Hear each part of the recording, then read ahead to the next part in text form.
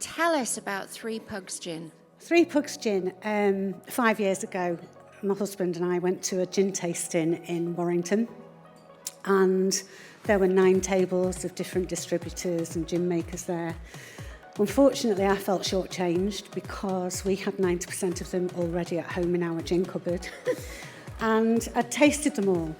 And I started to upset all the representatives there by telling them how they should serve their gin.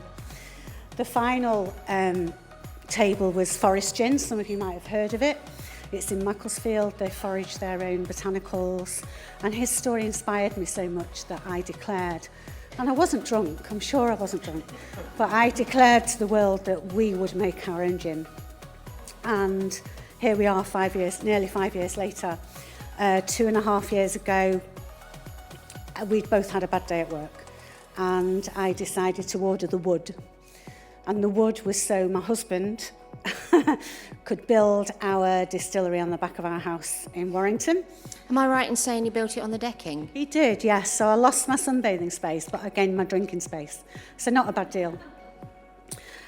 We built a 3 metre by 3 metre space. I started to do the research on licences and how we could do this legally, having had no experience of the industry before. And we had pugs, so the two things went together.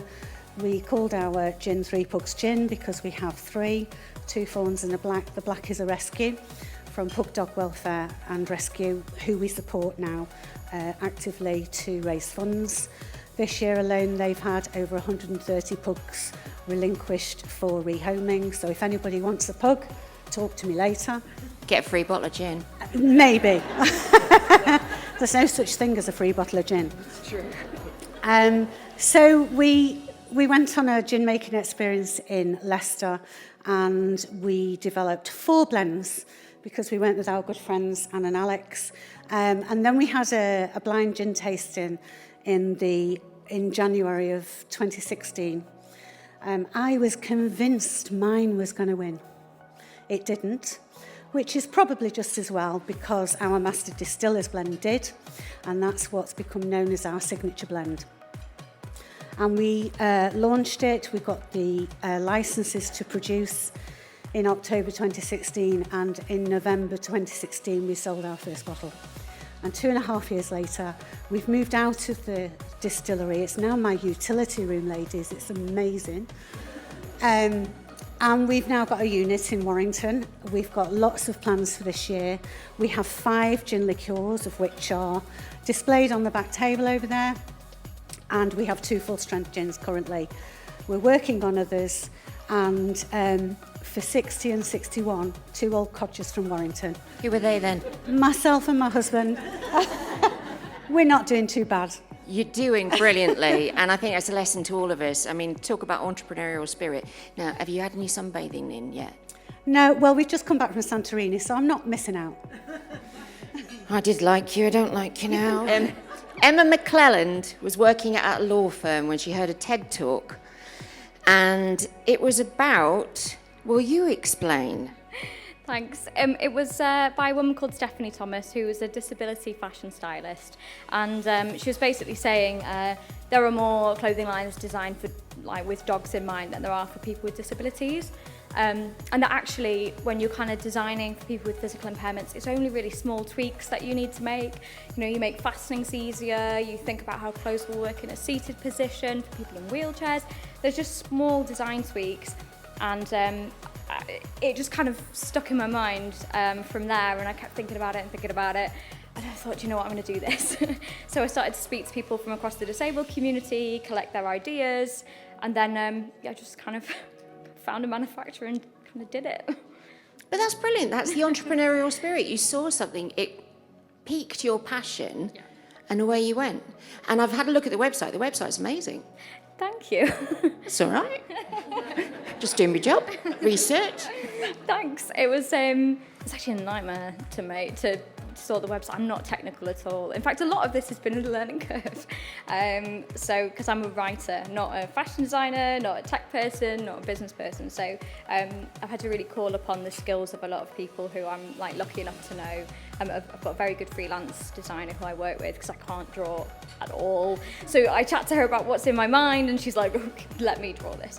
And people that help me with finance and the IT side of things. So it's been a very steep learning curve. So if there's someone out there and who's listening and they think, I've got an idea for something, what would you say to them?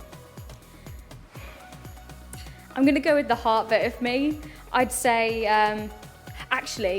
think about how much money you've got saved away first, because actually, as it happens, the lady who nominated me, Sarah, over here, is from the firm that I used to work with, and they took me back as a contractor during the year that I'd already left, but I was setting up, researching and things like that. If they hadn't have done that, I'd be so screwed. So I'd say think about that first, make sure you've got enough money in the bank, and then just do it, because otherwise you're going to keep sitting there at that desk and you're going to keep thinking, oh God, I hope no one else does this. And if they do, it's going to suck. So go for it. That's what I'd say. Couldn't put it better myself. Thank you very much. Hi, my name is Sarah Clark and I am one of the finalists for the Entrepreneur of the Year Award. I'm so sorry I can't be there with you today. I'm absolutely gutted. However, I am in the beautiful setting of Windsor Castle with my business, Fine Wreck Wine. I have been trading with Fine Wreck Wine for 8 months now. The business was started because about 3 years ago I saved for years to buy my own horse and my beautiful saddle. It came with a cover that wouldn't properly protect it. So I designed one, I lined it with plain sheepskin, I added some bits onto it to make it what I needed it to be because there wasn't another one out there. And then fast forward to about 15 months ago, I was strapped to a spinal cord waiting for an air ambulance having come off my horse. I couldn't work, so I thought, well, what am I going to do? So I thought I'd take this idea forward. And then after that, I thought, well, what else annoys me? What else could be better? So I developed our stirrup covers and our innovative sheepskin lined bridle bag as well. And here we are. So being a finalist for this award means an incredible amount. I was lucky enough to meet some of the other finalists last week, and they were the most amazing, intelligent, talented women, and hearing some of their stories and the challenges that they've managed to overcome was genuinely so motivating and inspiring. So I'm deeply honoured to be among those of you who are there today. Thank you again and good luck to everyone.